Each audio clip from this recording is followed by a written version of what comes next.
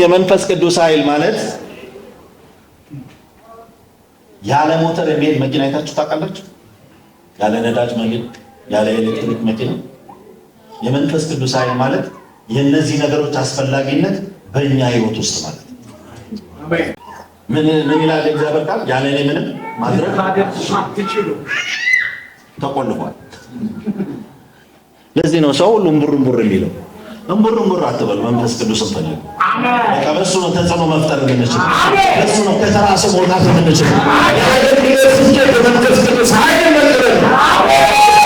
ስኬት ስም አይደለም። ቸርች መክፈት የሆነ ነገር ምናምን ፖስተር ላይ መውጣት ምናምን የሆነ ቲፎዞ ምናምን አይደለም ወገኖች፣ አይደለም። እንዳትሸወዱ አይደለም። ተጽዕኖ መፍጠር ከፈለጋችሁ፣ በዓለም ላይ ተጽዕኖ መፍጠር ከፈለጋችሁ፣ በዓለም ላይ ትልቅ ተጽዕኖ አምጪ መሆን ከፈለጋችሁ የመንፈስ ቅዱስ ኃይል እንደሚያስፈልጋችሁ ማመን አለባችሁ። አሜን። የመንፈስ ቅዱስ ኃይል ከመጣባችሁ ደግሞ ማናችሁም ተራ ሰው መሆናችሁ ነው። አሜን። ኢየሱስ ጌታ። አሜን።